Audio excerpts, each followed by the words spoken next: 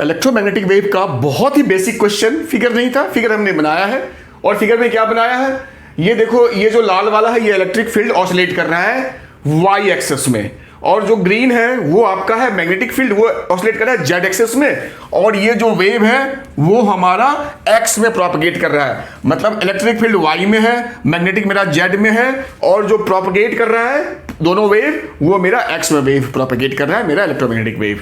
अब क्वेश्चन में पूछा क्या, ये समझ लो, कहा जो इलेक्ट्रिक फील्ड है उसका एम्पलीट्यूड यानी उसका जो मैक्सिमम डिस्प्लेसमेंट है जिसको हम ई नॉट बोलते हैं, वो आपको 48 वोल्ट पर मीटर आपको दे रखा है, 48 वोल्ट पर मीटर।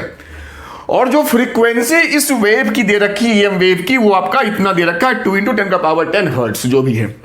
पूछा है जो मैग्नेटिक फील्ड है उसका एम्पलीट्यूड क्या होगा, ये आपको बी नॉट बताना है। स्पीड ऑफ लाइट भी क्वेश्चन में दे रखा था सी, जो कितना आपका होता है। देखो फ्रीक्वेंसी का यहाँ पे कोई यूज नहीं है तो इसको हम नहीं देखेंगे।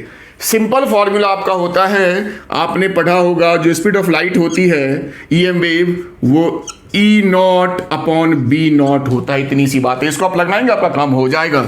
हमें चाहिए बी नॉट, तो हमने लिखा बी नॉट, तो ये हो गया ई नॉट अपॉन सी। अब वैल्यू पुट करो ई नॉट का 48, सी मेरा 3 × 10⁻8। तो देखो ये 10⁻8 मेरा जाएगा ऊपर, तो इंटू 10⁻−8 हो जाएगा, 3 से जला जाएगा तो ये 16 3 48 16 हो गया।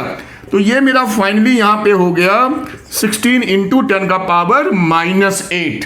तो क्या हो जाएगा 1.6 × 10⁻। अब देखो ये भी ध्यान देना, हमने 16 को 1.6 लिखा, यानी हमने इसको छोटा किया, तो हमारा जो पावर है वो बड़ा हो जाएगा एक नंबर से, तो -7। लुकिंग सर बड़ा मतलब ये 8 से 9 होता, कहा भाई -8 है, तो -7 -8 से बड़ा हुआ एक, तो 1.6 10⁻−7 ये आपका मैग्नेटिक फील्ड है। तो टेस्ला यही आपका आंसर हुआ।